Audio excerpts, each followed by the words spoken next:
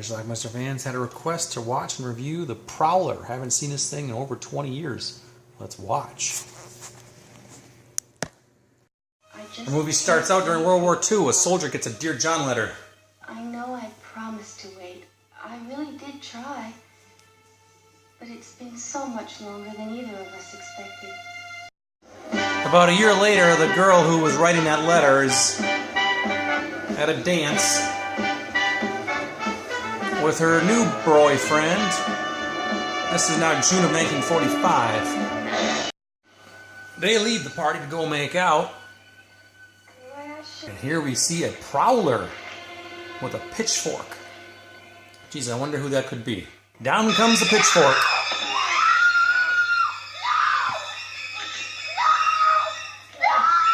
And we've got ourselves a double murder. 2 for the price of 1. A rose is left on the victim.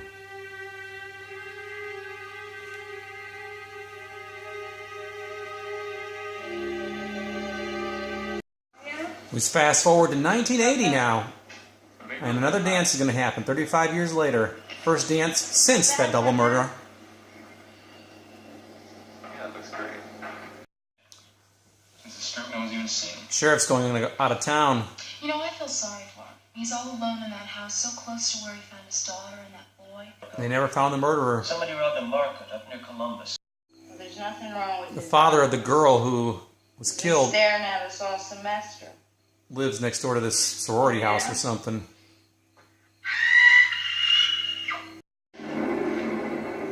Could it be that our killer has returned after 35 years? And wearing soldier fatigues at that. Sit out of me. Door was open. Shower scene. You know how it get when I have to wait around. Maybe I was expecting somebody else. Fat chance. So Carol's getting undressed to join her. And he gets it.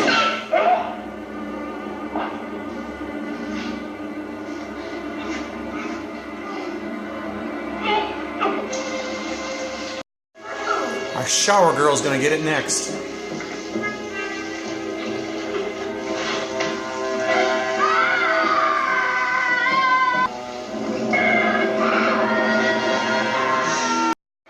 Join me and I'm closing the door. That's Pam.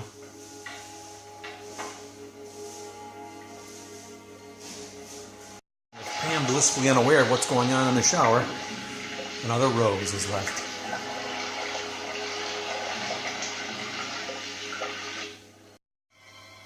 Finally, Pam catches a glimpse of our killer.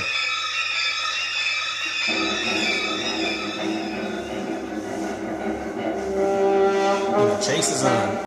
As she's running away outside, Lawrence Tierney grabs her. Not sure what this scene is all about. But she gets away from him too. Pam is able to get away and she contacts the police. And she and the cop go to Lawrence Tierney's house and walk right in uninvited. Didn't you read my article? They never found out who did it. But it had to be someone in town, someone who knew that she was called Rose. And Mark, that guy still might be around here. Oh, and I don't believe this. You're talking about something that happened over 30 years ago. Deputy London has just informed me that a prowler has been seen around the campus. And, well, he could be dangerous. Hold on. Everybody's supposed to stay inside while the police investigate outside, but this girl got away and decided to take a swim in her underwear. I love 80s slasher movies. And our killer is in the pool. And so is our murder victim.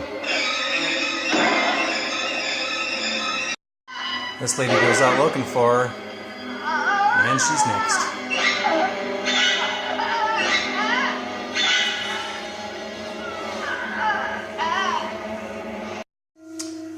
The cop heard there was some sort of disturbance in the cemetery, so goes to investigate, and he finds an empty grave, or an open grave, I should say, from Rosemary. The coffin is exposed, so he jumps down to try and pry it open.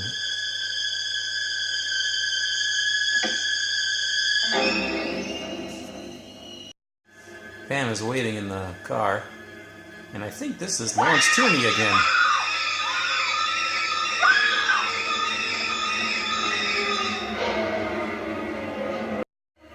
Anyway, she and the cop then go back to the coffin, pry it open, and inside,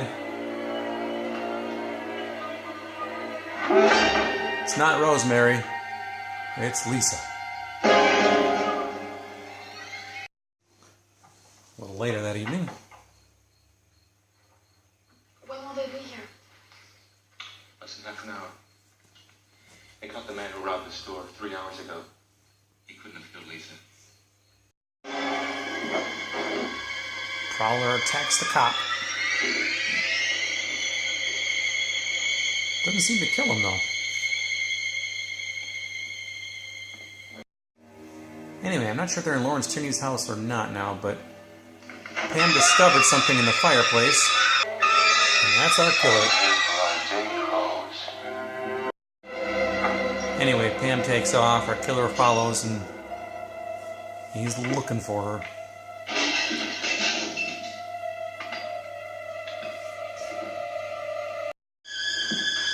Anyway, Pam's got the pitchfork now. This guy Otto shows up and shoots our Prowler. But of course, he's not dead.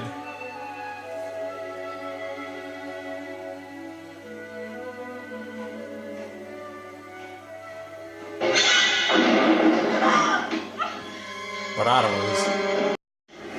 The two struggle, the mask comes off, and we find out that our Prowler is actually the sheriff.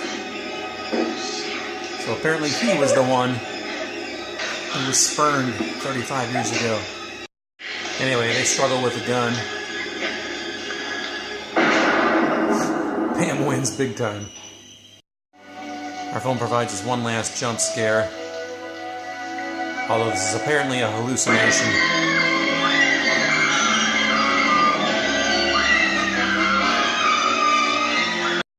Alright, let's talk about The Prowler, 1981. This is a film that has some renown to it. People seem to really like this movie. I saw this movie only one time, I think in the late 90s. Rented it and copied it.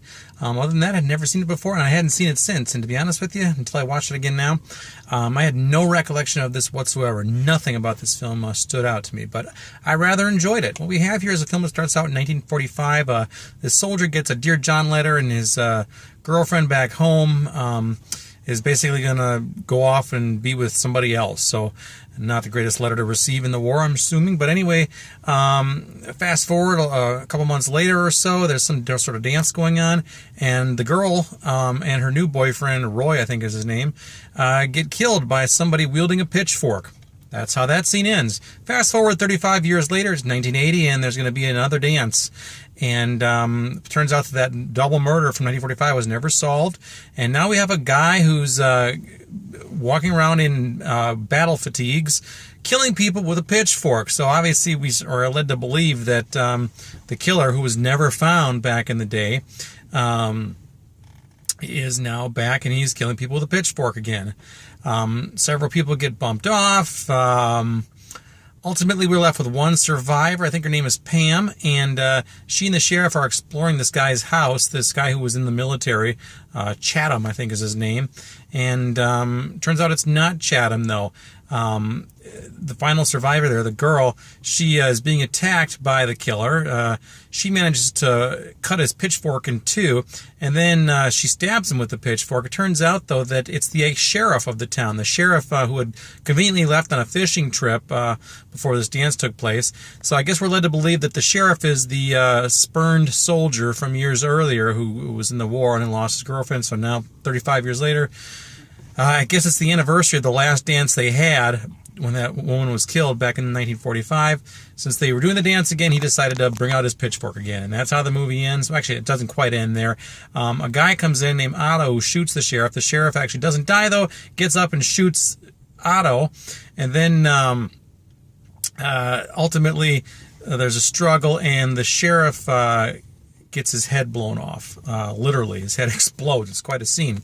And that's how the movie ends. There's one final shock at the end, but it's like a hallucination. Anyway, I enjoyed this film. I love 80s horror movies, especially early slashers, and I'm very familiar with so many, if not almost all of them, but this is one that eluded me. Never showed up on cable as far as I know, so I didn't see it, wasn't really aware of it. So it's kind of like fresh and new to me, especially since I didn't remember it the first time I saw it, which was about 20 years ago. I think it's got one nude scene in it, that lady in the shower, which is a pretty cool scene, actually. She's getting pitchforked while she's topless in the shower. That's kind of neat.